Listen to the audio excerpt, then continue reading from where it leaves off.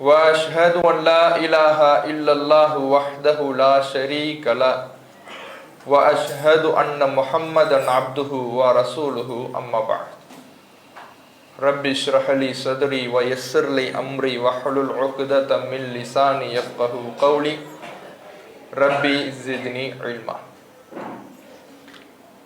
எல்லாமல்ல ஏக இறைவனின் அன்பும் அருளும் நம் உயிரினு மேலான நபிகள் நாயகம் ஸல்லல்லாஹு அலைஹி வஸல்லம் அவர்கள் மீதும் அவர்களது வாழ்க்கை வழிகாட்டுதல்களை தங்களால் இயன்றளவு பின்பற்றி வாழ்ந்து மரணித்த நபித்தோழர்கள் மீதும் நபித்தோழியர்கள் மீதும் குறிப்பாக இங்கு அமர்ந்திருக்கும் நம் அனைவர் மீதும் என்றென்றும் நின்று நிலவட்டுமாக.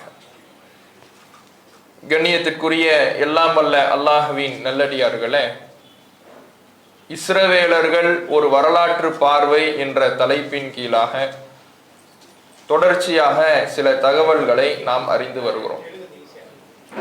அந்த வகையில் நேற்றைய தினம் 40 ஆண்டு கால நாடோடி வாழ்க்கையில் பனு இஸ்ரவேலர்கள் எப்படி சுற்றித் திரிந்தார்கள், அவர்களுக்கு இறைவன் எந்த அளவு அருள் செய்தான், மன்னித்தான், வாய்ப்பளித்தான், அப்போதும் அவர்கள் தங்களுடைய நன்றி கெட்டத்தனத்தை எவ்வாறெல்லாம் வெளிப்படுத்தினார்கள் என்பதையும் அதன் மூலம் நமக்கு கிடைக்கக்கூடிய பாடங்களையும் அறிந்து கொண்டோம். இன்றைய தின உரைக்கு செல்வதற்கு முன்னால் தற்போது அமெரிக்கா, இஸ்ரேல் மற்றும் ஈரானுடைய போர் அதிதீவிரமாக நடைபெற்று வருகிறது. இதிலே ஈரானுடைய உச்ச தலைவராக சுப்ரீம் லீடராக இருந்த ஹொமைனி என்பவரை கொலை செய்து இருக்கிறார்கள். இது மிகப்பெரிய ஒரு ஜனநாயக விரோத செயலாகவும்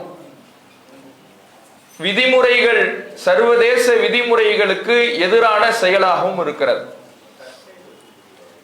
ஈரான் என்பது அதனுடைய கொள்கைகள், கோட்பாடுகள் என்பது, அதன் மேல் இருக்கக்கூடிய பார்வைகள் என்பது வேறு. ஆனால் இங்கே நாம் கவனிக்க வேண்டிய விஷயம் நியாயம், அநியாயம். அமெரிக்காவும் இஸ்ரேலும் மிக அநியாயமாக ஒரு நாட்டினுடைய தலைவரை படுகொலை செய்யக்கூடிய ஒரு வேலையை செய்திருக்கிறது. இதற்கு முன்பு ஈரானோடு அமெரிக்கா பேச்சுவார்த்தை நடத்தி கொண்டிருந்தது. 3 கட்ட பேச்சுவார்த்தை நடத்தி கொண்டிருந்தது. பொதுவாகவே எந்த ஒரு நாடும் இன்னொரு நாடோடு பேச்சுவார்த்தை நடத்துகிறது என்றால் அந்த பேச்சுவார்த்தை நடைபெற்று கொண்டிருக்கக்கூடிய சூழலில் எந்த தாக்குதலும் தொடுக்கக்கூடாது. இதுதான் நடைமுறை, மரபு என்பது இதுதான். ஆனால் அமெரிக்கா என்பதும் இஸ்ரேல் என்பதும் இதிலிருந்து விதிவிலக்கு பெற்றது. தங்களுடைய நரித்தந்திரங்களை அவ்வப்போது வெளிப்படுத்தக்கூடிய நாடுகள். இந்த நாடுகளுடைய வளமையே என்னவென்றால் பேச்சுவார்த்தை நடத்துவது போல அவர்களை திசை திருப்பிவிட்டு ஒரு நாட்டுக்கு எதிரான எல்லா விதமான உளவு வேலைகளையும் செய்து அந்த நாட்டை தாக்கக்கூடிய, திடீர் தாக்குதல் நடத்தக்கூடிய ஒரு வேலையைத்தான், ஏமாற்று வேலையைத்தான் இவர்கள் தொடர்ச்சியாக செய்வார்கள். அப்படித்தான் ஈரானோடு பேச்சுவார்த்தை நடத்தி அவர்களோடு பேச்சுவார்த்தை நடைபெற்று கொண்டிருக்கக்கூடிய வேளையிலேயே அது ஒரு முடிவுக்கு வந்தது, வரவில்லை என்ற எந்த டிக்ளரேஷனும் ஏற்படுவதற்கு முன்பாகவே ஈரானின் மீது கடுமையான ஒரு தாக்குதலை தொடுத்தது. ஆனால் அதற்கு பதில் தாக்குதலில் ஈரான் எந்த விதமான தயக்கமும் இல்லாமல் கடுமையாக அமெரிக்காவுடைய தளங்களின் மீதும் இஸ்ரேலின் மீதும் தொடுத்தது. இதை அமெரிக்காவோ இஸ்ரேலோ எதிர்பார்க்கல. அவங்க என்ன நினைச்சாங்கன்னா, நம்ம திசை திருப்பிடுவோம், திசை திருப்பிட்ட இவர்களால் அடிக்க முடியாது நினைச்சாங்க. ஆனால் ஈரான் திருப்பி அடித்த அடி என்பது இஸ்ரேல் இன்றைக்கு பற்றி எரிந்து கொண்டிருக்கிறது. அதை வெளியில் வர அதனுடைய செய்திகளை வெளியில் விட்டால் தனக்கு பலவீனம் ஏற்பட்டு விடும் என்பதனால் அந்த செய்திகளை வெளியிடாமல் அவ்வப்போது ஒரு சில செய்திகள் மட்டும் அதை மீறி வந்து கொண்டிருக்கிறார். அதை தாண்டி அமெரிக்காவினுடைய தளங்கள் எங்கெல்லாம் இருக்கிறதோ வளைகுடா நாடுகள்ல அதன் மீதும் கடுமையான தாக்குதலை ஈரான் நடத்தியது. இதுல இந்த அமெரிக்கா செய்த இன்னொரு வேலை என்னன்னா, அதனுடைய உச்ச தலைவராக இருக்கிற ஹுமைனியினுடைய வீட்டை, அவருடைய வீட்டை குறிவைத்து தாக்கி அவருடைய மருமகள்கள் எல்லாம் இன்றைக்கு கொல்லப்பட்டு இருக்கிறார்கள். உலக நாடுகள், மற்ற நாடுகள் எல்லாம் இதை வேடிக்கை பார்த்து கொண்டிருக்கிறது. ஏதோ சம்பிரதாயத்துக்காக சில கண்டனங்களை, சைனா, ரஷ்யா போன்ற வல்லரசு நாடுகள் ஒரு சம்பிரதாயத்துக்காக கண்டனங்களை தெரிவிக்கிறதை தவிர தங்களுடைய முழுமையான வலிமையான எதிர்ப்பை காட்டுவதில்லை. ஏன்? இது ஒரு முஸ்லிம் நாடு, அவர்களுடைய பார்வையில இது ஒரு இஸ்லாமிய நாடு.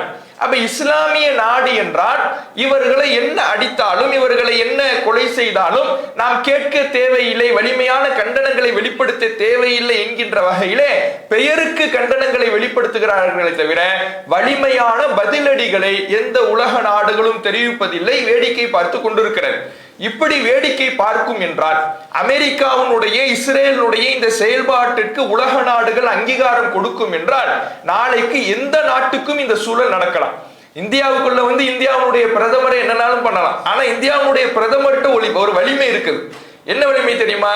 என்னன்னாலும் போய் ட்ரம்புக்கு காலில் விழுந்துடுவார், இஸ்ரேல் பிரதமரை கட்டி பிடிச்சிடுவார். அப்படி பிடிச்சிட்டாருன்னா எங்க தாக்குறது? இப்படியான ஒரு வேலையை செய்து கொண்டிருக்கிறார். இந்திய வரலாற்றிலேயே எந்த பிரதமரும் இஸ்ரேலை ஆதரிச்சது கிடையாது. இந்தியாவுடைய சுதந்திர வரலாறுல எந்த பிரதமரும் இஸ்ரேலின் பக்கம் நின்றது கிடையாது. மோடி மட்டும்தான் இஸ்ரேலுக்கு போறாரு, இஸ்ரேலுக்கு பயணம் செய்து போய் இப்ப சமீபத்துல நிகழ்த்திய உரையில இஸ்ரேல் ஃபாதர்லேண்டு, இந்தியா மதர்லேண்டு அப்படின்னு போய் பெருமையாக பேசிவிட்டு வருகிறார். இந்தியாவும் இந்திய மக்களும் பலஸ்தீனத்தின் பக்கம் ஆதரவாக நிற்கின்ற வேளையில ஒரு பிரதமர் இப்படியான ஒரு அறிக்கையை அங்கே சமர்ப்பித்து விட்டு வருகிறார். ஆனால் இந்தியாவுடைய நிலைப்பாடு ஆரம்ப கட்டத்திலிருந்து எப்படி இருந்தது? பலஸ்தீன மக்களுக்கு சொந்தமான இடத்தை இஸ்ரேல் அக்கிரமமாக ஆக்கிரமித்து இருக்கிறது, இஸ்ரேல் மீதுதான் தவறு, இஸ்ரேலை இந்தியா ஒருபோதும் ஆதரிக்காது என்பதுதான் இந்த இந்தியாவுடைய தேச தந்தை என்று புகழப்படுகிற காந்தியிலிருந்து அனைவருடைய நிலைப்பாடாகவும் இருந்தது. யாருடைய நிலைப்பாடு இஸ்ரேலுக்கு ஆதரவா இருந்துச்சுன்னா RSS நிலைப்பாடு. RSS மட்டும்தான் இஸ்ரேலை ஆதரித்தது. அப்ப அப்படியான ஒரு நிலைப்பாட்டை இன்றைக்கு ஒரு நாட்டினுடைய பிரதமர் கொண்டு போய் சேர்ப்பது மிக அவமானகரமான விஷயமாக இருக்கிறது. இப்ப இந்த அமெரிக்கா, இஸ்ரேலுடைய இது போன்ற நாட்டாமைத்தனத்தையும் ரவுடித்தனத்தையும் உலக நாடுகள் வேடிக்கை பார்க்கும் என்றால் வெனிசுலாவுக்கு ஏற்பட்ட அதே கதி, வெனிசுலாவுடைய பிரதமருக்கு ஏற்பட்ட கதி, அதே போல ஈரானுடைய பிரதமருக்கு ஏற்பட்ட கதி நாளைக்கு எந்த நாட்டுக்கு வேண்டுமானாலும் ஏற்படலாம். அவ்வளவு பெரிய ஒரு அநியாயத்தை எந்த சட்டத்தையும் மீறாமல், எந்த சர்வதேச விதிமுறைகளுக்கும் கட்டுப்படாமல் அவைகளை எல்லாம் முறித்துவிட்டு செயல்பட்டு வருகிறது. இந்த அநியாயக்காரர்களுக்கு எதிராக இந்த ரமலான் மாதத்தில நாம அவர்களுடைய அநியாயத்திற்கு எதிராக அல்லாஹ்விடத்திலே கையேந்தி உதவி தேடக்கூடியவர்களாக இருக்க வேண்டும் என்று சொல்லி இன்றைய உரைக்கு நாம வந்துடுவோம். இப்ப நேற்றைய தினம் நாம பார்க்கும் பொழுது மூசா அலைஹிஸ்ஸலாம் அவர்களுடைய காலம் வரை பார்த்திருந்தோம். இந்த பனு இஸ்ரவேலர் மக்களோட மூசா நபி அவர்கள் இருந்த காலம் வரை பார்த்திருந்தோம். அதற்கு பிறகு பல நூறு ஆண்டுகளுக்கு பிறகு இந்த பனு இஸ்ரவேலர்கள் மீண்டும் ஜெருசலத்திற்கு போவதற்கு ஆயத்தமாகிறாங்க. இதுக்கு இடையில ஏராளமான நபிமார்கள் அவர்களுக்கு வந்திருக்கிறாங்க. ஆனால் அவர்களை பற்றிய விவரமோ, அவர்களை பற்றிய வரலாறோ, இதற்கு இடையில் இருந்த பயணமோ நமக்கு குர்ஆனிலேயோ ஹதீஸிலேயோ சொல்லப்படவில்லை. மூசா நபி அவர்களுக்கு பிறகு அவர்களுடைய பயணத்தை பற்றி, அவர்களுடைய வரலாறை பற்றி, தாவூத் அலைஹிஸ்ஸலாம் அவர்களுடைய காலத்தை பற்றி தான் குர்ஆன் பேசுகிறது. அப்ப தாவூத் அலைஹிஸ்ஸலாம் அவர்களுடைய காலம் என்பது மூசா நபி அவர்களுக்கு பல நூறு ஆண்டுகள் கழித்து. அப்போ திரும்ப அங்க ஜெருசலத்திற்கு போக அவர்கள் முயற்சி செய்யறாங்க. என்ன பண்றாங்கன்னா, அப்போது அங்கே ஒரு நபி இருக்கிறார். தாவூத் நபி கிடையாது. தாவூத் நபி இதுவரை நபியாக நியமிக்கப்படவில்லை. அங்கே ஒரு குடிமகனாக, ஒரு படை வீரராகத்தான் இருக்கிறார். அங்கே ஒரு நபி இருக்கிறார், வேறொரு நபி இருக்கிறார். அவருடைய பெயர் என்ன செய்யப்படல, குர்ஆனிலே சொல்லப்படவில்லை. அந்த நபியிடத்திலே இந்த இஸ்ரவேலர்கள் ஒரு கோரிக்கை வைக்கிறாங்க. இப்அஸ் லனா மலிகன் நுகாத்தில் ஃபி சபீலில்லாஹ், அல்லாஹ்விடத்துல ஒரு மன்னரை நியமிக்குமாறு கேளுங்கள், நாம அவரோடு சேர்ந்து அல்லாஹ்வுடைய பாதையிலே போர் செய்வோம், இந்த ஜெருசலத்துக்கு நாம போகணும். அப்ப அங்க போகிறதுக்கு ஒரு போர் செஞ்சு அவர்களை விரட்டி அடித்து விட்டு நாம போகணும். இப்ப போறதுக்கு ஒரு மன்னர் நமக்கு தேவை, அவருடைய தலைமையின் கீழே தான் நம்ம போர் செய்ய முடியும் என்று அவர்கள் ஒரு கோரிக்கை வைக்கிறார்கள். இந்த இடத்துல நமக்கு இதுல இருந்து அல்லாஹ் ஒரு சட்டத்தையும் நமக்கு சொல்கிறான்.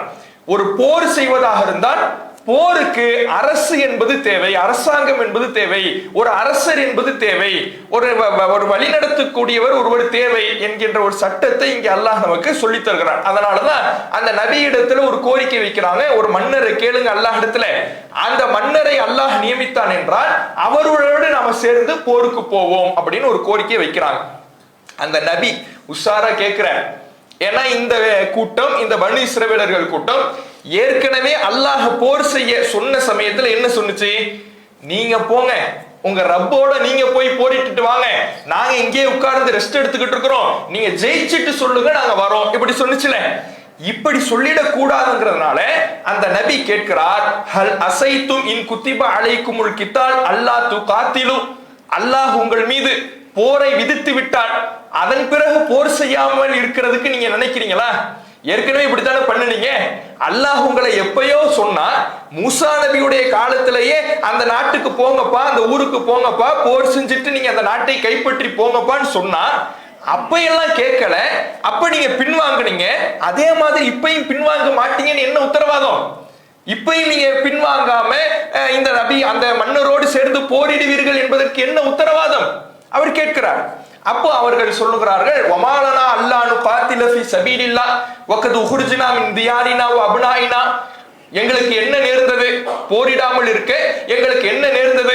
நாங்கள் எங்களுடைய நாட்டிலிருந்து வெளியேற்றப்பட்டு இருக்கிறோம், எங்களுடைய பிள்ளைகளை விட்டு நாங்கள் தூரமாக்கப்பட்டு இருக்கிறோம். அப்படி இருக்கும் பொழுது நாங்கள் எப்படி போரிடாமல் இருப்போம்? நீங்க கேளுங்க, நாங்கள் தாராளமாக வருகிறோம் என்று மிக உறுதியாக அவர்கள் சொல்லுகிறார்கள். அப்ப அல்லாஹ் அவர்களுக்கு போரை கடமையாக்குறான். கடமையாக்கும் பொழுது இப்ப ஒரு மன்னரை கேட்டாங்கல்ல, அந்த மன்னரை அல்லாஹ் நியமிக்கிறான். யாரை நியமிக்கிறான்? தாலூத் என்பவரை நியமிக்கிறான். மன்னராக தாலூத் என்பவரை அல்லாஹ் நியமிக்கிறான். இப்ப தாலூத்ங்கிறவர் அல்லாஹ் நியமிச்சுட்டான்ல, இவங்க தானே கேட்டாங்க மன்னரை நியமிக்குமாறு, அல்லாஹ் நியமிச்சுட்டான். நியமிச்சுட்டு அவருக்கு கட்டுப்படணும்ல. உடனே திரும்ப வராங்க. அண்ணா அண்ணா யகூனு லஹுல் முல்கு அலைனா, இவர் எப்படி எங்களுக்கு மன்னர் ஆவார்? இவர் நாங்கள் சிறுமையாக கருதக்கூடிய ஒரு சமுதாயத்தில் உள்ளவர், எங்களுக்கு கீழே உள்ளவர். இவருக்கு எந்த பொருளாதார வலிமையும் கிடையாது, இவருக்கு எந்த வசதி வாய்ப்பும் கிடையாது. இப்படி செல்வ செழிப்பு இல்லாத எங்களை விட கீழ்நிலையில் இருக்கின்ற இவர் எப்படி எங்களை ஆள்பவராக வருவார்? இனவாதம் பேசுறாங்க. யூதர்களுக்கு என்றே இருக்கக்கூடிய விஷயம் என்ன தெரியுமா? நான் தான் உலகத்திலே சிறந்தவன்கிறது, உலகத்திலே நான் தான் பெரியவன், உலகத்திலே நான் தான் சிறந்தவன். அந்த எண்ணம் தான் இன்றைக்கு உலக நாடுகள் எல்லாம் மூக்க நுழைக்குதுல, அமெரிக்கா, இஸ்ரேல். அதுக்கு காரணம் என்ன? நான் தான் உலகத்திலே பெரியவன், நான் தான் எல்லாத்துக்கும் மேல அப்படிங்கிற எண்ணம். அப்ப அந்த எண்ணத்திலே இவர்கள் என்ன கேட்கிறாங்கன்னா, இவர் தாலூத் எப்படி எங்களுக்கு மன்னரா வருவார்? அவரை எப்படி நாங்க மன்னரா ஏத்துக்கிறது? அவருக்கு காசு இல்ல, பணம் இல்ல, செல்வம் இல்ல, இவரை எப்படி நாங்கள் மன்னராக ஏற்றுக்கொள்வது என்று அவர்கள் பேசுகிறார்கள். அப்ப அந்த நபி சொல்றாரு, அல்லாஹ் அவரை தான் தேர்ந்தெடுத்திருக்கிறான், உங்களை விட அல்லாஹ் அவரை தான் தேர்ந்தெடுத்திருக்கிறான். அல்லாஹ் யாரை வேண்டுமானாலும் தேர்ந்தெடுப்பான். அடிநிலையில இருக்கக்கூடியவரை விட அரியணையில் ஏத்துவான். அல்லாஹுடைய சட்டத்திற்கு எந்த கட்டுப்பாடும் விதிக்க முடியாது. அல்லாஹுடைய அதிகாரத்துக்கு, அல்லாஹுடைய விருப்பத்துக்கு எந்த திரையும் போட முடியாது. இறைவன் யாரை வேண்டுமானாலும் அரியணையில் ஏற்றுவான். அவரைத்தான் அல்லாஹ் தேர்ந்தெடுத்திருக்கிறான். அவருக்கு அறிவு ஞானம் இருக்கிறது, அவருக்கு உடல் வலிமை இருக்கிறது, அல்லாஹ் தான் நாடியவர்களுக்கு அதிகாரத்தை வழங்குவான் என்று அந்த நபி சொல்லிட்டு, நீ உங்களுக்கு அல்லாஹ் ஒரு அத்தாட்சியும் கொடுக்கிறான், இவர் தான் உங்களுக்கு நபி அப்படிங்கிறதுக்கு அல்லாஹ் ஒரு அடையாளத்தையும் தருகிறான். என்ன அடையாளம்னா, ஒரு தாபூத், ஒரு பெட்டி உங்கள்கிட்ட வரும். அந்த பெட்டிக்குள்ள மூசா நபி அவர்களும் ஹாரூன் நபி அவர்களும் விட்டு போன, அவர்களுடைய குடும்பத்தார் விட்டு போன மீதமான பொருட்கள் அதிலே இருக்கும். அப்படி ஒரு பெட்டி உங்கள்கிட்ட வரும். அதுதான் இவர் உங்களுக்கு அல்லாஹ்வால் நியமிக்கப்பட்ட மன்னர் என்பதற்கு அடையாளம் அப்படிங்கிறார். அப்ப அதே மாதிரி பெட்டி வருகிறது. இப்ப எல்லாரும் அந்த பெட்டியை பார்த்து அவரை ஏத்துக்கிறாங்க. போருக்கு தயாரானால் பெரும்பான்மையானவர்கள் போருக்கு வரல. அந்த நபி பயந்தார்ல, ஏற்கனவே என்ன பயந்தாரு? நீங்க இப்படிதான்ப்பா சொல்லுவீங்க, போருக்கு வரன்னு சொல்லுவீங்க, கடைசியில நீங்களும் உங்க ரப்பும் போய் போரிடுங்க, நாங்க இங்கே உட்கார்ந்துக்கிறோம்னு சொல்லுவீங்கன்னு பயந்தார்ல. அதே மாதிரி பெரும்பான்மையானவர்கள் வரவில்லை, மிக குறைந்தவர்கள் தான் போருக்கு தயாராக வருகிறார்கள்.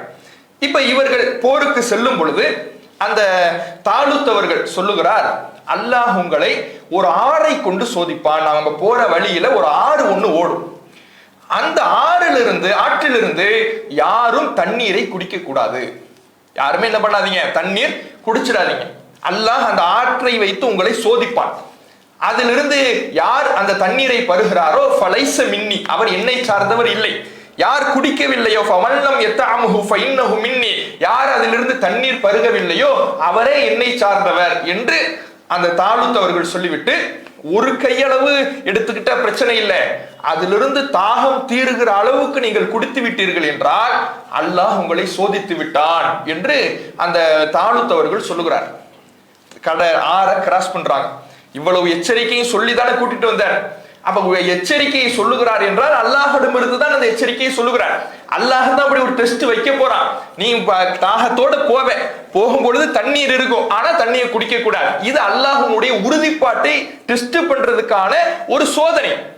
அப்படி சோதனை வரும் பொழுது இவ்வளவு அற்புதங்களையும் இவ்வளவு அத்தாட்சிகளையும் பார்த்தவர்கள், நாம இந்த ஆற்றிலிருந்து தண்ணீரை குடிக்காம இருந்தா இதை விட மிகப்பெரிய உதவியை அல்லாஹ் நமக்கு தருவான்னு நம்பணும்ல. ஆறு வருது, எல்லாம் குதிச்சு குடிக்கிறான். நிறைய பேர், அதாவது குறைவானவர்களை தவிர, இல்லா கலீலம் மின்ஹும், அவர்களில் குறைவானவர்களை தவிர, ஏற்கனவே போருக்கு வந்ததே கம்மியான ஆள், அதுல மிக கம்மியான ஆட்களை தவிர பாக்கி உள்ளவர்கள் அந்த தண்ணீரை குடித்து விடுகிறார்கள். குடித்து விட்டு அவர்கள் அந்த ஆற்றை கடந்து போகும் பொழுது நம்பிக்கை கொண்ட மக்கள், அந்த தாலுத்து, இவர்கள் எல்லாம் அந்த ஆற்றை கடந்து போகும் பொழுது இந்த தண்ணீர் குடித்த பார்ட்டிகள்லாம் சொல்லுது, லா தாக்கத்தலனால் யௌம பி ஜாலுத்த வ ஜுனூதிஹி, இவங்க எதிர்த்து போரிட போற ஆளு பேரு ஜாலுத், இவங்களுக்கு வந்த மன்னர் பேர் யாரு, தாலுத்து, இவர்கள் எதிர்க்கக்கூடிய மன்னனுடைய பேரு ஜாலுத்து.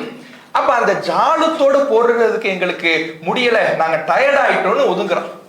இதுக்காகத்தான் குடிக்க வேணான்னு சொன்னது, அதுல இருந்து தண்ணீர் குடிக்க வேணாம்னு சொன்னதே இதனாலதான்.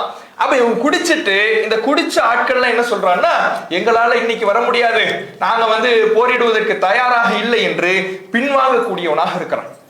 இப்ப இந்த ஒரு பண்பை நம்ம பார்க்கணும்.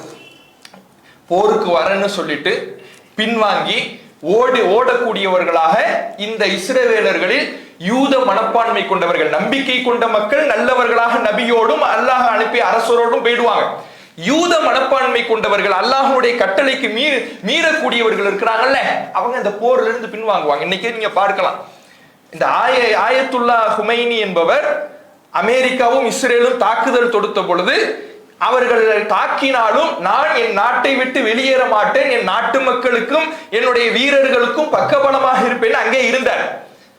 இவன் என்ன பண்றான், நான் தான் உலகத்திலே பெரிய அண்ணன், பெரிய ஆள் நான் தான் என்று இருந்த இஸ்ரேல் நெதன்யாகு எங்க போனானே தெரியல, நாட்டை விட்டு எஸ்கேப். அப்ப இது மாதிரி போர்னு வந்த உடனே, ஜாலுத்தை எதிர்த்து போரிடணும்னு வந்த உடனே இவர்கள் அப்படியே பின்வாங்கிட்டாங்க. பின்வாங்கின உடனே அவர்கள்லாம் போயிட்டாங்க, இந்த தண்ணீர் குடிச்ச பாட்டிலாம் போயிட்டாங்க. அல்லாஹ்வை உண்மையாக நம்பியவர்கள், நபிக்கு கட்டுப்பட்டவர்கள், அல்லாஹ் அனுப்பிய அரசரான தாலுத்துக்கு கட்டுப்பட்டு நின்றவர்கள் அவர்களோடு போருக்கு போறாங்க. அதுல இருந்து இந்த நம்பிக்கை கொண்ட மக்கள் சொல்றாங்க, கம்பின் ஃபியத்தின் கலீலத்தின் கலபத் ஃபியத்தின் கசீரத்தின் பீதினில்லா, எத்தனையோ சின்னஞ்சிறு படைகள் பெரிய படைகளை எல்லாம் அல்லாஹ்னுடைய உதவியால் வீழ்த்தி இருக்கிறது. அல்லாஹ் உதவியாளர் பொறுமையாளர்களோடு இருக்கிறான், நாம் போவோம், அல்லாஹ் நமக்கு உதவுவான் என்று இறைவனின் மீது நம்பிக்கை வைத்து போறாங்க. அல்லாஹ் மீது நம்பிக்கை வைக்கிறான். இன்னைக்கு நடக்கிற போரையே பாருங்களேன். ஈரான் என்பது ஒரு அமெரிக்காவோடு ஒப்பிட்டால் ஈரான் என்பது மிகச்சிறிய நாடு, மிக சின்ன நாடு. ஆனால் அமெரிக்காவை எதிர்த்து வலிமையோடு இன்றைக்கு நின்று எதிர் தாக்குதலை தொடுத்து கொண்டிருக்கிறார்கள். அது மாதிரி இவர்கள் சொல்றாங்க, எத்தனையோ சின்னஞ்சிறு படைகள் பெரிய படைகளை எல்லாம் வென்றிருக்கிறது, அல்லாஹ் பொறுமையாளர்களோடு இருக்கிறான், நாம போவோம் என்று சொல்லி போறாங்க. கடுமையாக போர் நடக்கிறது. அதிலே அந்த ஜாலுத்தினுடைய படையை தோற்கடிக்கிறார்கள். ஜாலுத் என்பவனை தாலுத் அவருடைய படையில தாவூத் நபி படை வீரரா இருக்கிறார். இப்பதான் தாவூத் நபியினுடைய என்ட்ரி வருது. தாவூத் நபி இந்த படையில ஒரு படை வீரராக, நபி இல்ல, நபி வேறொருவர் இருக்கிறார், அந்த நபியினுடைய பேரு வரல. தாலூத்தினுடைய படையில ஒரு படை வீரராக தாவூது நபி இருக்கிறார். இந்த தாவூது நபி தான் ஜாலூத்தை கொல்லுகிறார், போரிலே எதிர்கொண்டு வீழ்த்துகிறார். வீழ்த்திய பிறகு தாவூது நபிக்கு அல்லாஹ் ஆட்சியை கொடுக்கின்றான், நபித்துவத்தை வழங்குகிறான். தாவூது நபி அவர்கள் நபியாக இப்பதான் மாறுறாங்க, அவருக்கு ஆட்சியையும் கொடுக்கிறான். தாவூது நபியினுடைய ஆட்சி என்பது மிக பிரம்மாண்டமான, மிக அற்புதமான ஒரு ஆட்சி. ஏராளமான வளங்கள் அவர்களுக்கு வழங்கப்பட்டது, வசதி வாய்ப்புகள் வழங்கப்பட்டது. மிகப்பெரிய சிம்ம சொப்பனமாக தாவூது நபியினுடைய ஆட்சி இருந்தது. எந்த அளவுக்குன்னா தாவூது நபிக்கு நிறைய அருளையும் அல்லாஹ் புரிஞ்சிருந்தான். மலைகளை எல்லாம் தாவூது நபிக்கு அல்லாஹ் கட்டுப்படுத்தி கொடுத்திருந்தான். இரும்பை கொடுத்து இரும்பின் மூலமாக பல்வேறு ஆயுதங்களையும் பல்வேறு விஷயங்களையும் செய்வதற்கான ஆற்றல்களை அல்லாஹ் கொடுத்திருந்தான். பறவைகளை கட்டுப்படுத்தி கொடுத்திருந்தான். இப்படி பல்வேறு அற்புதங்களையும் ஆற்றல்களையும் தாவூது நபிக்கு கொடுத்து, தாவூது நபியினுடைய அரசாட்சி என்பது மிக பிரம்மாண்டமான முறையிலே அங்கே நடந்து கொண்டிருக்கிறது. தன்னுடைய பிரச்சாரத்தையும் செய்து கொண்டிருக்கிறார்கள். தாவூது நபிக்கு அல்லாஹ் ரப்பல் ஆலமீன் ஜபூர் என்கின்ற ஒரு வேதத்தை வழங்குகிறான். அந்த ஜபூர் என்கின்ற வேதத்தின் மூலமாக தாவூது நபி தன்னுடைய மக்களுக்கு பிரச்சாரம் செய்கிறாங்க. ஏற்கனவே மூசா நபி இடத்திலிருந்து வந்த தௌராத், மூசா நபிக்கு கொடுக்கப்பட்ட தௌராத், அதற்கு பிறகு தாவூது நபிக்கு கொடுக்கப்பட்ட வேதம் ஜபூர். இந்த ஜபூரை வைத்து தாவூது நபி அவர்கள் மக்களுக்கு வழி நடத்தி கொண்டிருக்கிறார்கள் என்பதை பார்க்கிறோம். இந்த தாவூது நபி அவர்களுக்கு பின்னால் தாவூது நபி அவர்களுடைய மகனார் சுலைமான் அலைஹிஸ்ஸலாம் அவர் ஆட்சி பொறுப்புக்கு வருகிறார். அவர் ஆட்சி பொறுப்புக்கு வந்து அவருடைய ஆட்சியும் மிக பிரம்மாண்டமான முறையில இருக்கிறது. இவருக்கு ஏராளமான ஆற்றல்களை, ஏராளமான அதிகாரங்களை அல்லாஹ் வழங்கியிருந்தான். எந்த அளவுக்குன்னா, காற்றை சுலைமான் நபி அவர்களுக்காக அல்லாஹ் வசப்படுத்தி கொடுத்திருந்தான். வழி சுலைமான ரீஹ், சுலைமானுக்கு காற்றை நாம் வசப்படுத்தி கொடுத்தோம் என்று இறைவன் சொல்லுகிறான். அதே போல ஜின்களை வசப்படுத்தி கொடுத்தான். ஜின் இருக்கிற ஜின்கள் மனிதர்களுடைய கண்களுக்கு தெரியாது. ஜின்களை பொறுத்தவரையில ஜின்களால் நம்மை பார்க்க முடியும், நம்மால் ஜின்களை பார்க்க முடியாது. ஆனால் சுலைமான் நபி அவர்களுக்கு மட்டும் விதிவிலக்காக ஜின்களை அல்லாஹ் கட்டுப்படுத்தி கொடுத்திருந்தான். சுலைமான் நபி செய்யக்கூடிய வேலைகளை எல்லாம், அந்த சொல்லக்கூடிய வேலைகளை எல்லாம் ஜின்கள் போய் செய்யும். அவர்களுக்காக கட்டிடங்களை கட்டும், அவர்களுக்காக ஆயுதங்களை தயார் செய்யும், முத்து குளிக்கும். இப்படி ஏராளம் சுலைமான் நபி என்ன வேலை சொல்லுகிறார்களோ அந்த வேலைகளை எல்லாம் செய்யக்கூடிய பணியாட்களாக ஜின்கள் சுலைமான் நபி அவர்களுக்கு கட்டுப்படுத்தி கொடுக்கப்பட்டது. இப்படி அவர்களுடைய ஆட்சி என்பது மிக பிரம்மாண்டமான முறையில செல்கிறது. இது மட்டும் இல்லாம எறும்பு பேசுவதெல்லாம் சுலைமான் நபிக்கு கேட்கும். எலும்பினுடைய பாஷை, பறவையினுடைய பாஷை எல்லாம் சுலைமான் நபிக்கு கற்றுக் கொடுக்கப்பட்டிருந்தது. அதை நாம கேள்விப்பட்டிருப்போம். சுலைமான் நபியினுடைய படை போகும் பொழுது ஒரு எறும்பு புற்ற கடந்து போறாங்க. அந்த எறும்பு பேசுகிறது, லா யஹ்திமன்னக்கும் சுலைமானு வ ஜுனூதுஹு வ ஹும் லா யஷ்உரூன்.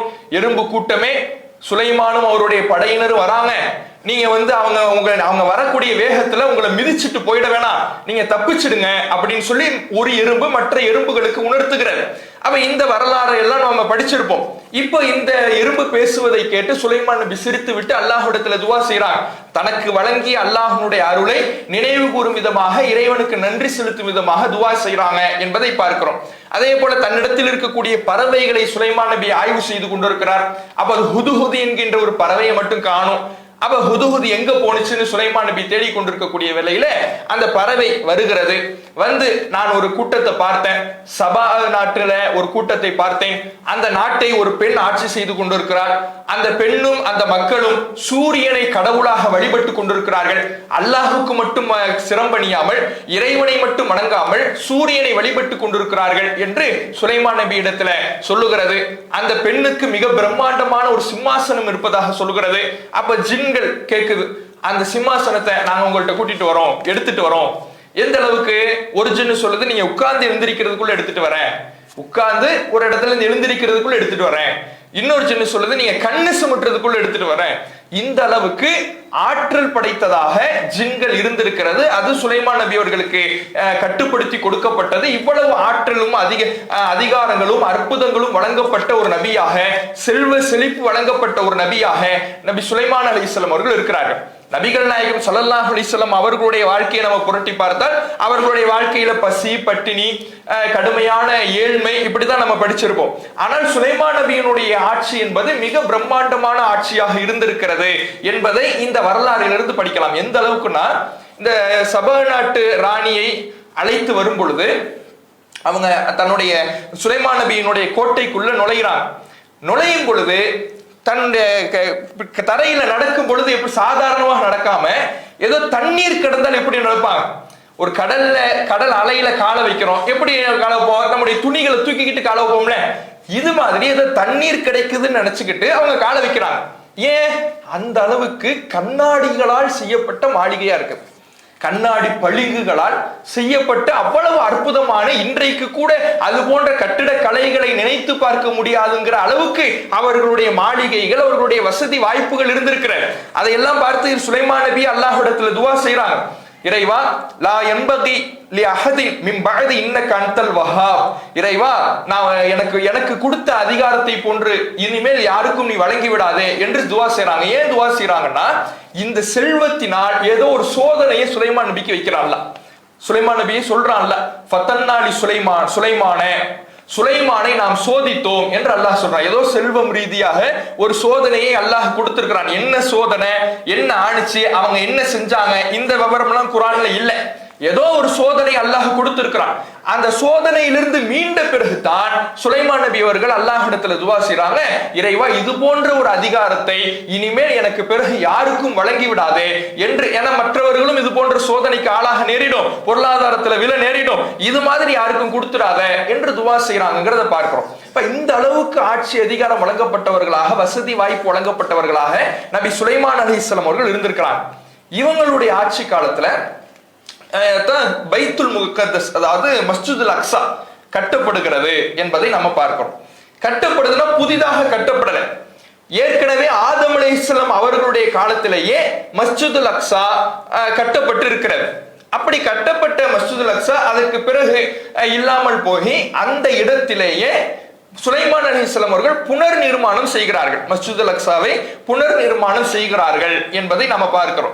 இதை எப்படி நம்ம அறிந்து கொள்ளலாம்னா, நபிகள் நாயகம் ஸல்லல்லாஹு அலைஹி வஸல்லம் அவர்களுடைய காலத்துல அல்லாஹ்வுடைய தூதரவர்கள்ட்ட ஒரு கேள்வி கேட்கப்படுகிறது. ஐயு மஸ்ஜிதின் உதிய, அதாவது எந்த பள்ளிவாசல் முதலாவதாக கட்டப்பட்டது, இந்த பூமியில முதல்ல கட்டப்பட்ட பள்ளிவாசல் எது? அப்ப நபி ஸல்லல்லாஹு அலைஹி வஸல்லம் அவங்க சொல்றாங்க, மஸ்ஜிதுல் ஹராம், காபா இருக்குல்ல, அதான் முதலாவதாக கட்டப்பட்டது. அதுக்கப்புறம் இந்த காபா என்பது ஆதம் நபி அவர்களால கட்டப்பட்டது, இப்ராஹிம் அலைஹிஸ்ஸலாம் அவர்கள் புனர் நிர்மாணம் செஞ்சாங்க. இரண்டாவது கட்டப்பட்ட பள்ளிவாசல் எது ரசூலுல்லாஹ் கேக்குறாங்க. அல்லாஹ்வுடைய தூதரவர்கள் சொல்றாங்க, மஸ்ஜிதுல் அக்ஸா அப்படிங்கிறாங்க, பைத்துல் முகத்தஸ் இருக்குல்ல, அதுதான் இரண்டாவதாக கட்டப்பட்ட பள்ளிவாசல். சரி, இந்த ரெண்டுத்துக்கு நடுவுல எவ்வளவு வருஷம்? இப்ப நாம இந்த சுலைமான் நபி தான் மஸ்ஜிதுல் அக்ஸாவை கட்டினார்கள் என்று முடிவெடுத்தால், ஆதம் நபியினுடைய காலத்துக்கு பிறகு அடுத்து பள்ளிவாசல் எப்பதான் வருதுன்னு முடிவெடுக்கணும், சுலைமான் நபி காலத்துல தான் வருதுன்னு முடிவெடுக்கணும். ஆனா அப்படி முடிவெடுக்க முடியுமா? ரெண்டு பேருக்கு மத்தியில எத்தனை ஆயிரம் ஆண்டுகள் இருக்கும். ஆனா அப்படியான வருஷத்தை ரசூலுல்லாஹ் சொல்லல. எந்த அளவுக்கு காலம் இருக்கும்னு ரசூலுல்லாஹ் சொல்றாங்கன்னா, ரெண்டுத்துக்கு மத்தியில வெறும் 40 வருடங்கள் தான். காபாவுக்கும் மஸ்ஜிதுல் அக்ஸாவுக்கும் மத்தியில வெறும் 40 வருடங்கள் தான். அப்ப இரண்டையுமே ஆதம் நபி அவர்கள் கட்டியிருக்கத்தான் வாய்ப்பு இருக்கிறது என்பதை இந்த செய்தியின் மூலமாக நாம அறிந்து கொள்ளலாம். அப்ப இந்த மஸ்ஜிதுல் அக்ஸா, ஆதம் நபி அவர்களால் கட்டப்பட்ட மஸ்ஜிதுல் அக்ஸா மீண்டும் சுலைமான் நபி அவர்களால் புனர் நிர்மாணம் செய்யப்படுகிறது. அப்படி செய்யப்பட்டுகின்ற இந்த மஸ்ஜிதுல் அக்ஸாவை கட்டி முடிக்கின்ற வேளையில சுலைமான் நபி அவர்கள் அல்லாஹ்விடத்துல ஒரு 3 பிரார்த்தனைகளை செய்யறாங்க. மஸ்ஜிதுல் அக்ஸாவை கட்டி முடிச்ச உடனே ஒரு 3 துஆவை செய்யறாங்க. இந்த 3 துஆவை நம்ம ஹதீஸ்கள்ல பார்க்கும் பொழுது 2 அவர்களுக்கு வழங்கப்பட்டு விட்டது அப்படின்னு வருது. 3 துஆ செய்யறாங்க, அதுல 2 துஆக்கள் அல்லாஹ்வினால் அவர்களுக்கு ஏற்றுக்கொள்ளப்பட்டு விட்டது. அது என்ன துஆ அப்படின்னா, முதல் துஆ சுலைமான் நபி கேட்கிறாங்க, நான் ஒரு தீர்ப்பு வழங்கணும்னா, நான் ஆட்சியாளர் தானே, ஆட்சியாளர்னா அவர்கள்ட்ட வழக்கு வரும் பொழுது தீர்ப்பு வழங்குவாங்க. நான் வழங்கக்கூடிய தீர்ப்பு அல்லாஹ்வுடைய சட்டத்துக்கு தோதுவாக இருக்கணும். இறைவன் எதை சொல்லி இருக்கிறானோ அதன் அடிப்படையில தான் தீர்ப்பு வழங்கணும். என்னுடைய தீர்ப்பு அல்லாஹ்வுடைய சட்டத்துக்கு முரணாக இருந்திடக்கூடாது. நான் வழங்கக்கூடிய தீர்ப்பு இறைவனுடைய சட்டத்துக்கு தோதுவாக இருக்க வேண்டும் என்று அல்லாஹ்விடத்துல துவா செய்யறாங்க. ஃபஅத்தாஹுல்லாஹு இய்யாஹு, அல்லாஹ் அந்த பிரார்த்தனை ஏற்றுக்கொள்கிறான். இரண்டாவதாக துவா செய்யறாங்க, நம்ம ஏற்கனவே செஞ்ச துவா தான். லா யன்பகி லி அஹதின் மின் பஅதிஹி, சுலைமான் நபிக்கு கொடுக்கப்பட்ட இது போன்ற அதிகாரம், தனக்கு வழங்கப்பட்டதை போன்ற அதிகாரம் இனிமேல் யாருக்கும் வழங்கப்பட்டு விடக் கூடாது அப்படின்னு துவா செய்யறாங்க. அதையும் அல்லாஹ் ஏற்றுக்கொள்கிறான். அதனாலதான் நபிகள் நாயகம் ஸல்லல்லாஹு அலைஹி வஸல்லம் உடைய காலத்துல ஒரு ஜின்னு ரசூலுல்லாஹ் இடத்துல ரொம்ப தொந்தரவு பண்ணும். இஃப்ரீத்துங்கிற ஜின்னு அல்லாஹ்வுடைய தூதரவர்கள்ட்ட ரொம்ப தொந்தரவு செய்யும். அப்படி தொந்தரவு செய்யும் பொழுது அந்த ஜின்னை நான் பிடித்து கட்டலாம் என்று நினைத்தேன். ஆனால் சுலைமான் நபி செய்த பிரார்த்தனை எனக்கு ஞாபகம் வந்துடுச்சு. சுலைமான் நபி என்ன பிரார்த்தனை செஞ்சாங்க? எனக்கு பிறகு இந்த அதிகாரத்தை யாருக்கும் கொடுத்துடாதுன்னு துவா செஞ்சாங்க. ஜின்னை நான் எடுத்து கட்டி வச்சேன்னா ஜின்னை கட்டுப்படுத்துற மாதிரி ஒரு சூழல் வந்துடும். அப்ப நான் அது பக்கம் நான் போகல அப்படின்னு அல்லாஹ்வுடைய தூதர் அவர்கள் சொல்றாங்க. அப்ப நபிகள் நாயகம் ஸல்லல்லாஹு அலைஹி வஸல்லம் அவர்கள் உட்பட எந்த நபிக்கும் எந்த மனிதருக்கும் சுலைமான் அலைஹிஸ்ஸலாம் அவர்களுக்கு பின்னால் ஜின்கள் வசப்படுத்தி கொடுக்கப்படவில்லை என்பதை இதிலிருந்து நாம தெரிந்து கொள்ளலாம். இன்றைக்கு ஜின்களை வைத்து ஏராளமான மூட நம்பிக்கைகள் நடைபெறுவதை பார்க்கிறோம். ஏராளமான மூட நம்பிக்கைகள், ஜின் வைத்தியங்கிறாங்க, ஜின்னை வச்சு நிவாரணம் கொடுக்கறோங்கிறாங்க. என்கிட்ட 2 ஜின் இருக்கு, அவர்கிட்ட 3 ஜின் இருக்கு, அந்த ஆலிம்ஸ கொஞ்சம் அட்வான்ஸ், அவர்கிட்ட ஒரு 5 ஜின் அவர் வச்சிருக்கிறாரு. இப்படி எல்லாம் மக்களை ஏமாற்றக்கூடியதை பார்க்கிறோம். எதுக்கு? நான் ஜின் அனுப்பி உங்களுக்கு என்ன தேவைன்னு சொல்லுங்க, அவர்கிட்ட அவரை தாக்கணுமா, ஜின்னை நான் அனுப்பி தாக்குறேன். உங்களுக்கு என்ன உதவி வேணும், நான் ஜின் அனுப்புறேன். உங்களுக்கு நிவாரணம் வேணுமா, உங்களுக்குள்ள ஜின் அனுப்பி நான் உங்க உடல் பார்ட்ஸ் எல்லாம் கரெக்ட் பண்ணிடுறேன். இப்படி ஏமாற்றக்கூடிய வேலையை இன்றைக்கு பலர் செய்யக்கூடியதை பார்க்கிறோம். அப்ப சுலைமான் நபி அவர்களுக்கு பின்னால் யாருக்கும் ஜின்களை கட்டுப்படுத்தி கொடுக்கப்படவில்லை. நபிகள் நாயகம் ஸல்லல்லாஹு அலைஹி வஸல்லம் அவர்களுக்கே அந்த அதிகாரம் கொடுக்கப்படலைன்னா இது போன்று ஏமாற்றக்கூடிய வேலைகள் இன்றைக்கு நடக்கிறது. அப்ப இந்த 2 பிரார்த்தனையும் அல்லாஹ்வினால் ஏற்றுக்கொள்ளப்பட்டு விட்டது. மூன்றாவதாக சுலைமான் நபி அவர்கள் பைத்துல் முகத்தஸை கட்டி முடித்து விட்டு செய்றாங்க. ரஜுலும், ஒரு மனிதர், ஹரஜ மின் பைத்திஹி லா யுரீது இல்லா ஸலாத்த ஃபி ஹாதல் மஸ்ஜித், தன்னுடைய வீட்டிலிருந்து புறப்படுகிறார். அவர் புறப்படுவதனுடைய நோக்கமே இந்த பள்ளியில் தொழுவதுதான். எந்த பள்ளியில? சுலைமான் நபி கட்டி இருக்கிறாங்க மஸ்ஜிதுல் அக்ஸா, அந்த மஸ்ஜிதுல் அக்ஸாவில் தொழுவதுதான். அப்படியான நோக்கத்திலேயே தன்னுடைய வீட்டிலிருந்து அவர் புறப்பட்டு வருகிறார் என்றால் அவருக்கு ஹரஜ மின் ஹத்தியத்திஹி மிஸ்ல யௌமின் வலதத்துஹு உம்முஹு, அவருடைய தாயார் அவரை பெற்றெடுத்த நாளில் எப்படி பாவங்கள் இல்லாமல் இருந்தாரோ அது போன்ற கூலியை இறைவா வழங்கு. பிறந்த பாலகனை போன்று அவர் ஆக்கிடு. இந்த பள்ளியில் அவர் தொழுதார்னா அது எப்படி வந்திருக்கணும்? அவர் வீட்டிலிருந்து வெளியே வரும் பொழுதே இந்த பள்ளிவாசலில் தொழுவதை மட்டும் நோக்கமாக கொண்டு வந்திருந்தார் என்றால் அவர் இந்த பள்ளியில் தொழுகிற பொழுது பிறந்த பாலகனை போன்று ஆக்கக்கூடிய ஒரு கூலியை இறைவா வழங்கு அப்படின்னு அவர் துவா செஞ்சிருக்கிறாரு. ஆனால் இந்த துவா ஏற்றுக்கொள்ளப்பட்டு விட்டதா இல்லையா என்கின்ற விவரம் ஹதீஸ்ல இல்லை. அதனால நபிகள் நாயகம் ஸல்லல்லாஹு அலைஹி வஸல்லம் அவர்கள் என்ன சொல்றாங்கன்னா, இந்த செய்தியை சொல்லிவிட்டு ஃபனஹ்னு நர்ஜு அன் யகூனல்லாஹு கத் ஆத்தாஹு இய்யாஹு, இந்த மூன்றாவது பிரார்த்தனையையும் அல்லாஹ் ஏற்றுக்கொண்டிருக்க வேண்டும் என்று நான் ஆதரவு வைக்கிறேன் அப்படிங்கிறாங்க. ஏற்றுக்கொள்ளப்பட்டுடுச்சா இல்லையான்னு தெரியல. முதல் 2 பிரார்த்தனை ஏற்றுக்கொள்ளப்பட்டுடுச்சு, இந்த பிரார்த்தனை ஏற்றுக்கொள்ளப்பட்டுடுச்சா இல்லையான்னு தெரியாததுனால நபிகள் நாயகம் ஸல்லல்லாஹு அலைஹி வஸல்லம் சொல்றாங்க, நாம நம்பிக்கை வைப்போம், ஆதரவு வைப்போம். எதுக்கு? இந்த பிரார்த்தனையும் அல்லாஹ்விடத்தில் ஏற்றுக்கொள்ளப்பட்டிருக்க வேண்டும் என்று ஆதரவு வைப்போம் அப்படின்னு அல்லாஹ்வுடைய தூதர் அவர்கள் சொல்லக்கூடிய செய்தியை பார்க்கிறோம். அப்ப பைத்துல் முகத்தஸ், மஸ்ஜிதுல் அக்ஸா நபி சுலைமான் அலைஹிஸ்ஸலாம் அவர்களால் கட்டி முடிக்கப்படுகிறது. இதற்கு பிறகு சுலைமான் அலைஹிஸ்ஸலாம் அவர்கள் மௌத்தாகிறாங்க. எப்படி அவர்களுடைய மௌத் அமைகிறது என்றால், சாதாரணமாக நின்று கொண்டிருக்கிறார்கள், அவர்களை சுற்றிலும் ஜின்கள் இருக்கிறது. ஆனால் நின்று கொண்டிருந்த சுலைமான் அலைஹிஸ்ஸலாம் அவர்கள் ஒரு கைத்தடியை வைத்துக் கொண்டு நிற்கிறாங்க. அந்த கைத்தடியை கரையான் அரிக்கிறது. கைத்தடி என்ன பண்ணுது? கரையான் அரிக்குது. கரையான் அரிச்சுட்டா முழுமையாக அந்த கைத்தடி போயிடும்ல. போனதுக்கு அப்புறம் தான் சுலைமான் நபி கீழே விழுறாங்க. அப்ப அதுவரை அந்த சுற்றி இருந்த ஜின்களுக்கு கூட சுலைமான் நபி மௌத்தாயிட்டாங்கன்னு தெரியல. சாதாரணமா நிக்கிற மாதிரி தான் நிக்கிறாங்க, நின்று கொண்டே இருக்கிறாங்க. நின்னுகிட்டே இருந்தவங்க கரையான் அவர்களுடைய அந்த கைத்தடியை அரிக்கிறது, அரிச்ச உடனே கீழே விழுறாங்க அப்படிங்கறத குர்ஆன்ல நம்ம பார்க்கிறோம். இப்படி விழுந்த பிறகுதான் சுற்றி இருந்த ஜின்களுக்கே சுலைமான் நபி மௌத்தாயிட்டாருன்னு தெரியும். இன்னைக்கு ஜின்னை வச்சு வியாபாரம் பண்றாங்கல்ல, அவங்க எல்லாம் ஜின்களுக்கு மறைவான ஞானம் தெரியும்னு சொல்றாங்க. ஜின்களை வச்சுதான் நான் பல விஷயங்களை தெரிஞ்சுக்கிறேன், வருங்காலத்தை தெரிஞ்சுக்கிறேன், ஜோசியம் பார்க்கிறேன். இன்றைக்கு முஸ்லீம் சமூகத்திலேயும் இது போன்ற ஏமாற்று பேர்வழிகள் இருக்கக்கூடியதை பார்க்கிறோம். ஆனா கண்ணெதிர இருக்கக்கூடிய சுலைமான் நபி மௌத்தாய் நிக்கிறாரு. அந்த மௌத்தானது கூட ஜின்களுக்கு தெரியல. ஜின்களே புலம்புது, நாங்க மட்டும் மறைவான ஞானத்தை அறிஞ்சிருந்தா இது போன்ற இழிவான நிலைக்கு நாங்க ஆளாக இருக்க மாட்டோம், சுலைமான் மௌத்தானதை நாங்க தெரிஞ்சிருப்போம் என்று அந்த ஜின்களே புலம்பக்கூடியதை அல்லாஹ் குர்ஆனிலே பதிவு செய்கிறான். அப்ப சுலைமான் நபியினுடைய மரணம் இங்கே நிகழ்கிறது. இதுல நாம கூடுதலாக தெரிந்து கொள்ள வேண்டிய விஷயம், இந்த பைத்துல் முக்கத்தஸ் மஸ்ஜிதுல் அக்ஸாவை பற்றி மார்க்கம் நமக்கு வேறு என்ன சிறப்பு சொல்லுது? சுலைமான் நபி கேட்ட பிரார்த்தனை ஒன்று, இது இல்லாம மார்க்கம் இன்னொரு சிறப்பையும் நமக்கு சொல்லி காட்டுகிறார். நபிகள் நாயகம் ஸல்லல்லாஹு அலைஹி வஸல்லம் அவங்க சொல்றாங்க, ஒரு புனித பயணம் மேற்கொள்வதாக இருந்தார், நம்ம ஊர்ல இருந்து புனித பயணம் நம்ம மேற்கொள்றோம்னு வைங்களேன், அப்படி மேற்கொள்வதாக இருந்தால் 3 பள்ளிவாசல்களுக்கு செல்வதற்கு தான் அனுமதி. நாம நம்முடைய ஊர்ல இருந்து புனித பயணம்னு மேற்கொள்றோம், நம்முடைய வாகனங்களை கட்டி கொண்டு இந்த இடத்துல போனா நமக்கு கூடுதல் நன்மை கிடைக்கும், இந்த இடத்துல போனா நமக்கு கூடுதல் சிறப்பு கிடைக்கும் என்று கூடுதல் சிறப்புக்காக கூடுதல் நன்மைக்காக புனித பயணம் மேற்கொள்வதாக இருந்தால் 3 இடங்களுக்கு தான் அனுமதி. எந்தெந்த இடம்? அல்லாஹ்வுடைய தூதரவர்கள் சொல்றாங்க, மஸ்ஜிதுல் ஹராம் ஒண்ணு, எங்க? காபா, மஸ்ஜிதுல் ஹராம். அங்க உம்ரா போறோம், ஹஜ் செய்யறோம், அங்க தொழக்கூடிய தொழுகைக்கு கூடுதல் நன்மை இருக்கிறது, இது போன்ற அந்த பள்ளிக்கு போகலாம்.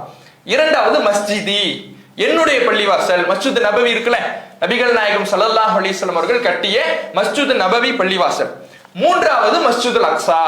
இந்த 3 பள்ளிவாசல்கள் தான் ஒரு முஸ்லிம் புனித பயணம் மேற்கொள்வதாக இருந்தால், நன்மையை கருதி செல்வதாக இருந்தால் இந்த 3 இடங்களுக்கு மட்டும்தான் செல்லலாம் என்று அல்லாஹ்வுடைய தூதர் அவர்கள் சொல்லி காட்டுறாங்க. இதுவும் மஸ்ஜிதுல் அக்ஸாவிற்கு மார்க்கம் சொன்ன ஒரு கூடுதல் சிறப்பாக இருக்கிறது என்பதை நாம தெரிந்து கொள்ளலாம். அப்ப இதற்கு பிறகு சுலைமான் நபி மௌத்தாயிட்டாங்க. சுலைமான் நபி மௌத்தான பிறகு இதற்கு பிறகு வரலாறுல என்ன நடந்துச்சு அப்படின்னா, இதுக்கு பிறகு நம்ம உலக வரலாறை கொஞ்சம் தெரிஞ்சுக்கணும். சுலைமான் நபிக்கு பிறகு, அதாவது ஈசா அலைஹிஸ்ஸலாம் அவர்களுக்கு முன்பு இந்த மஸ்ஜிதுல் அக்ஸாவை சுற்றி என்னவெல்லாம் நடந்துச்சு அப்படிங்கிற உலக வரலாறை நம்ம தெரிந்து கொள்ளணும். இதை தெரிஞ்சுக்கிறது எதுக்குன்னா, நம்ம பின்னாடி இந்த மஸ்ஜிதுல் அக்ஸாவை இன்றைக்கு யூதர்கள் இஸ்ரவேலர்கள் சொந்தம் கொண்டாடுறாங்கல்ல, இதற்கு துளியும் அவர்களுக்கு தகுதி இல்லை என்பதை தெரிஞ்சு கொள்ளணும்னா நம்ம உலக வரலாறு கொஞ்சம் தெரிஞ்சுக்கணும். சுலைமான் நபிக்கு பிறகு அங்கேயே அந்த மக்கள் இருக்கிறாங்க, இஸ்ரவேலர் மக்கள் அங்கேயே இருக்கிறாங்க.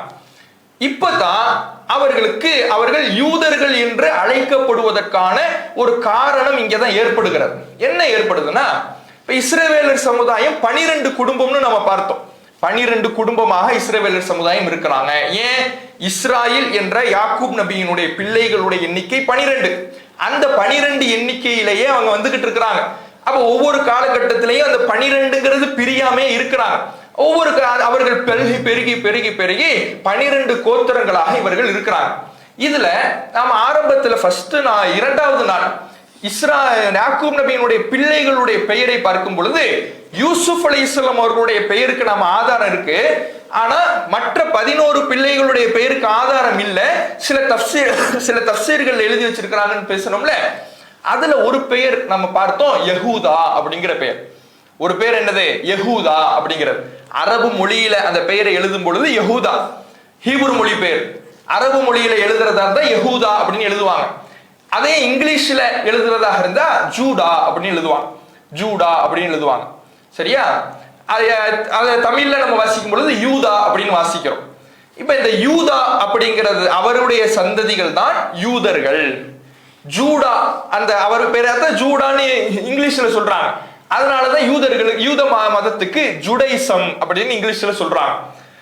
அரபில யஹூதா அப்படின்னு சொன்னோம்ல, அதனாலதான் யூதர்களுக்கு அரபு மொழியில யஹூதிகள் அப்படின்னு சொல்லப்படுகிறது.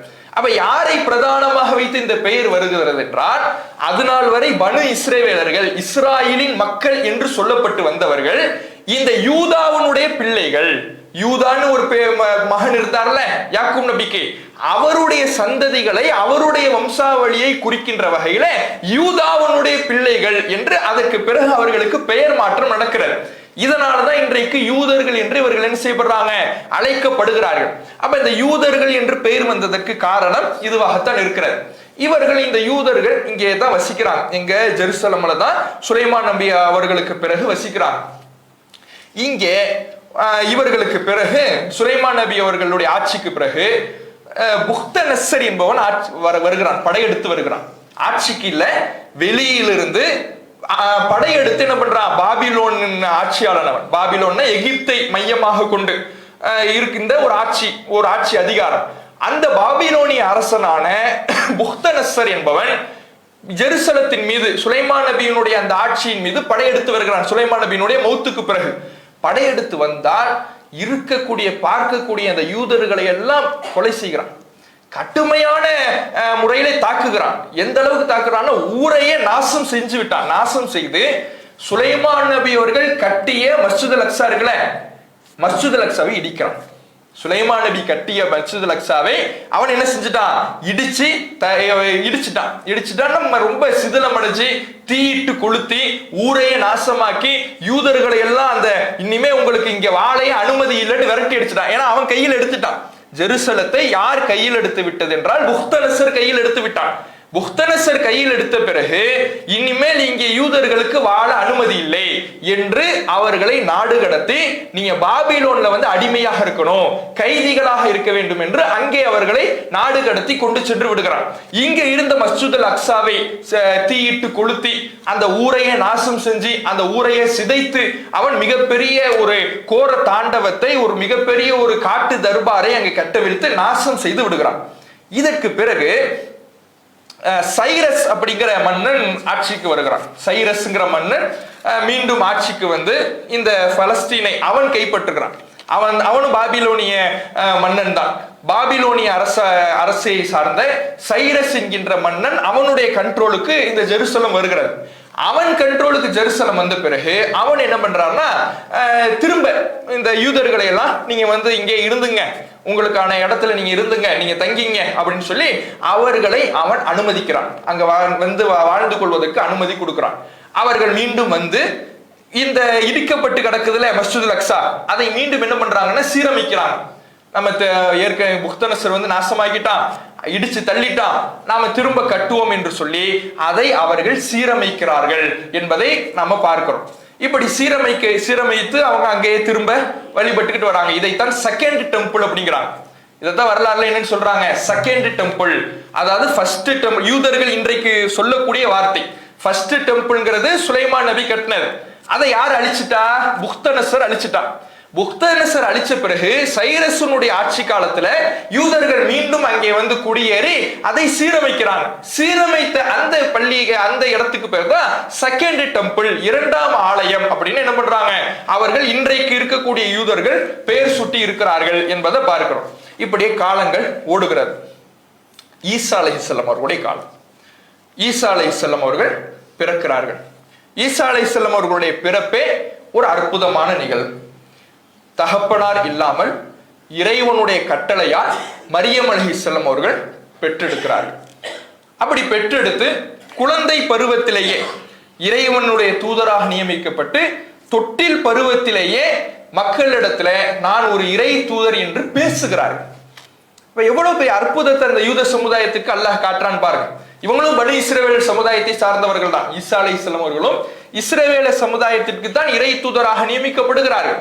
அல்லாஹ் ஈசா அலைஹிஸ்ஸலாம் அவர்கள் சொல்லும் பொழுதே ரசூலன் இலா பனி இஸ்ராயில், நான் இஸ்ரவேல சமுதாயத்திற்கு தூதராக நியமிக்கப்பட்டிருக்கிறேன். நபிகள் நாயகம் ஸல்லல்லாஹு அலைஹி வஸல்லம் அவர்கள் தான் ஒட்டுமொத்த அகில மக்களுக்குமே இறை தூதர், ஜின்களுக்கு இறை தூதர்.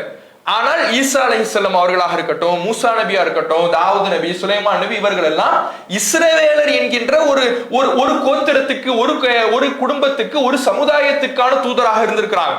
அப்ப அவர்கள் ஈசா அலைஹிஸ்ஸலாம் அவர்கள் ஒரு ரசூலன் இலா பனி இஸ்ராயில், அல்லாஹ் என்னை இஸ்ரவேலர் மக்களுக்கான இறை தூதராக ஆக்கியிருக்கிறான் என்று தன்னுடைய பிரச்சாரத்தை துவக்குறான்.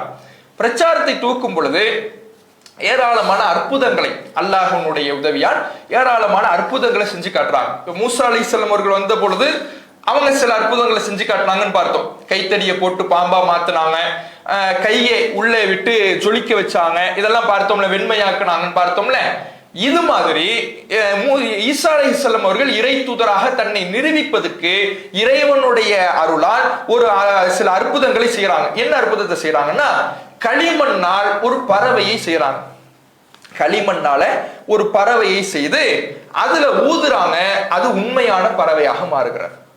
இப்படி ஒரு அற்புதத்தை அல்லாஹ் செய்கிறான். சுலைமான் அலைஹிஸ்ஸலாம் அவர்களுக்கு, ஈசா அலைஹிஸ்ஸலாம் அவர்களுக்கு அல்லாஹ் இடத்துல கட்டளை வரும், நீங்க பறவையை செய்யுங்கன்னு, ஊதுங்கன்னு. ஊதுவாங்க. அதை யார் பறவையாக மாற்றுவா? அல்லாஹ் பறவையாக அதை மாற்றி விடுகிறான். அதே போல வெண்குஷ்ட நோயாளிகளை, பிறவி குருடர்களை, இவர்களை எல்லாம் நிவாரணம் தராங்க. அவர்களை தடவுகிற பொழுது அவர்களுக்கு பார்வை வருகிறது. வெண்குஷ்ட நோயாளிகளுக்கு அவர்களுடைய தொழுநோய் குணமாகிறது. மௌத்தா, இறந்தவர்களை உயிர்ப்பிக்கிறான். அப்ப எவ்வளவு பெரிய அற்புதத்தை அந்த சமுதாயத்துக்கு செஞ்சு காட்டிருப்பான்னு பாருங்க. மூசா நபி செய்தது ஒரு கைத்தடியை வைத்து கடலை பிளந்தது, அதுவே மிகப்பெரிய அற்புதம். ஒரு கைத்தடியை பாம்பாக மாற்றியது, அதுவே மிகப்பெரிய அற்புதம். இவங்க அதை விட மிகப்பெரிய அற்புதமாக ஒரு இறந்த மனிதரை உயிர்ப்பிக்கிறாங்க. ஒரு பொம்மை பறவையை செய்து அதுல ஊதுறாங்க, உண்மையான பறவையாக மாறுகிறது. பிறவி குருடராக இருந்தவரை தடவுறாங்க, அவருக்கு பார்வை வருகிறது. பிறவியிலேயே அவர் தொழுநோயாளியாக இருந்தவரை குணப்படுத்துறாங்க. இப்படியான அற்புதங்களை எல்லாம் பார்க்கிற பொழுது, ஏற்கனவே மூசா நபியினுடைய அற்புதத்தை பார்த்து வந்த இந்த சமூகம் நம்பணும்ல ஈசா நபிய. அவங்களுக்கு தானே இறை தூதரா நியமிச்சிருக்கிறான்ல. தௌராத்தை ஏற்கனவே கொடுத்தான், தாவூது நபிக்கு ஜபூரை கொடுத்தான். அந்த வேதத்தை எல்லாம் இவர்கள் சிதைத்து சின்ன பின்னமாக்கி வேதத்துக்கு முரணாக நடக்கின்ற பொழுது ஈசா அலைஹிஸ்ஸலாம் அவர்களை இறைவனுடைய தூதராக இறைவன் நியமித்து அவர்களை வழிகாட்டுவதற்காக அனுப்புகிற பொழுது, ஏற்கனவே அற்புதங்களை பார்த்து வந்த இந்த சமூகம் இந்த அற்புதத்தை பார்த்தவுடன் ஈசா நபியை தூதராக ஏற்றுக்கொள்ளணும்ல. என்ன தெரியுமா சொன்னுச்சு? ஹாதா சிஹ்ருன் முபீன், இது தெளிவான சூனியம். இதே வார்த்தையை தான் ஃபிரௌன் சொன்னான். இந்த பனி இஸ்ரவேலர்களை யார் அடிமைப்படுத்தினானோ, யார் எதிரியாக இருந்தானோ, அந்த எதிரி சொன்ன வார்த்தையை இந்த இஸ்ரவேலர் சமூகம், இந்த யூத சமூகம் சொல்லுகிறது. ஈசா நபியினுடைய அற்புதத்தை எல்லாம் பார்த்து இதெல்லாம் சூனியம், இதெல்லாம் கண்கட்டி வித்தை என்று அவர்கள் சொல்லி ஈசா நபி அவர்களை மறுக்கிறார்கள், பொய்ப்படுத்துகிறார்கள். எந்த அளவுக்கு ஈசா நபி அவர்களை இந்த யூதர்கள் மிக சித்திரவதை, மிக கொடுமைப்படுத்துறாங்கன்னா, அவர்களுடைய பிறப்பை கொச்சையாக பேசுறாங்க. ஈசா நபியினுடைய பிறப்பையே கொச்சைப்படுத்துகின்ற வகையிலே தங்களுடைய பேச்சை அவர்கள் அமைத்துக் கொள்கிறார்கள். அல்லாஹ் அதை குர்ஆனிலே பதிவு செய்கிறான். ஒபி குஃப்ரிஹிம், அவரை மறுத்தார்கள். யார? ஈசா நபி அவர்களை அவர்கள் மறுத்தார்கள், இறை தூதராக ஏற்றுக்கொள்ளவில்லை. வ கௌலிஹிம் அலா மரியம புஹ்தானன் அஸீமா, மிகப்பெரிய அவதூறை மரியமின் மீது சுமத்தினார்கள். மரியம் அலைஹிஸ்ஸலாம் அவர்களின் மீது ஒரு பெரிய அவதூறை, அவர்கள் தகப்பனார் இல்லாம அல்லாஹ்வுடைய கட்டளையினால் குழந்தை பிறந்ததுன்னு சொல்லும் பொழுது அதை ஏற்றுக்கலைன்னா அப்ப என்ன குற்றச்சாட்டு வச்சிருப்பாங்க நினைச்சு பாருங்க. அவருடைய பிறப்பை சந்தேகிக்கிற வகையிலே, அவர்களுடைய பிறப்பை கொச்சைப்படுத்துகிற வகையிலே, மரியம் அலைஹிஸ்ஸலாம் அவர்களுடைய கற்பொழுக்கத்தை கேள்விக்குறியாக்குகிற வகையிலே மிகப்பெரிய அவதூறை, மிகப்பெரிய ஒரு பொய்யை மரியம் அலைஹிஸ்ஸலாம் அவர்கள் மீது அவர்கள் சொன்னார்கள் என்று குர்ஆன் சொல்லுகிறது. அப்ப இந்த அளவுக்கு ஈசா அலைஹிஸ்ஸலாம் அவர்களை ஏற்றுக்கொள்ளாமல் அவர்கள் மறுத்திருக்கிறார்கள், அவர்களுடைய தாயாரை கொச்சைப்படுத்தி இருக்கிறார்கள் என்பதை பார்க்கிறோம். இப்படி ஈசா அலைஹிஸ்ஸலாம் அவர்கள் தன்னுடைய தூதுத்துவத்தை எடுத்து சொல்லிக் கொண்டிருக்கக்கூடிய வேளையில ஈசா அலைஹிஸ்ஸலாம் அவர்களுக்கு சில உதவியாளர்கள் இருந்தாங்க, பிரத்யேக உதவியாளர்கள், ஹவாரியூன்கள் அப்படின்னு குர்ஆன் சொல்லு. ஹவாரியூன்கள் பிரத்யேக உதவியாளர்கள் இருந்தாங்க. அந்த பிரத்யேக உதவியாளர்கள் சீடர்கள் இடத்துல அல்லாஹுக்காக உதவி செய்யக்கூடியவர்கள் யார் அப்படின்னு ஈசா நபி அவர்கள் கேட்கிறாங்க. அவர்கள் சொல்லுகிறார்கள், நஹ்னு அன்சாருல்லாஹ், நாங்கள் அல்லாஹ்வுடைய உதவியாளர்கள் சொல்றாங்க. நாங்கள் அல்லாஹ்வுடைய உதவியாளர்கள், அல்லாஹ்வுக்காக, அல்லாஹ்வுடைய மார்க்கத்துக்காக உதவக்கூடியவர்கள் சொல்றாங்கல்ல.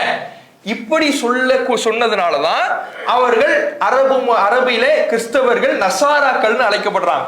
நசாராக்கள் அரபு மொழியில கிறிஸ்தவர்கள் எப்படி சொல்லுவோம்? நசாராக்கள் அப்படிப்போம். அந்த நசாராக்கள் அப்படின்னா உதவியாளர்கள் அர்த்தம். யாருடைய உதவியாளர்கள்? ஈசா அலைஹிஸ்ஸலாம் அவர்களுக்கு உதவியாளர்களாக இருந்தாங்கல்ல, அந்த வழியில் வந்தவர்கள் என்பதனால் கிறிஸ்தவர்கள் நசாராக்கள் என்று அழைக்கப்படுகிறார்கள். அப்ப இவர் பின்னால் வந்த கிறிஸ்தவர்கள் எல்லாம் அல்லாஹ்வுடைய உதவியாளர்களா இல்லை, அப்படியே மார்க்கத்தை மாத்திக்கிட்டாங்க. அதெல்லாம் பின்னாடி நம்ம அந்த வரலாறை படிக்கும் பொழுது பார்க்கலாம். அப்ப இவர்கள் இந்த ஈசா அலைஹிஸ்ஸலாம் அவர்களுக்கு பிரத்யேக உதவியாளர்கள் இருந்திருக்கிறார்கள் என்பதை பார்க்கிறோம்.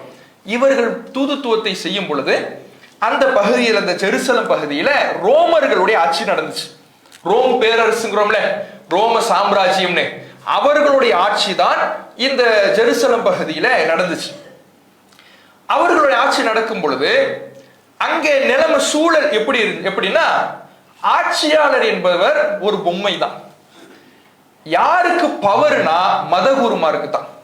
யூத மதகுருமார்கள் இருந்தாங்கல்ல, இப்ப யூதர்களுடைய சமுதாயத்துலதான் ஈசா நபி தூதுத்துவத்தை எடுத்து சொல்றாங்க, தூதுத்துவத்தை எடுத்து வைக்கிறாங்க.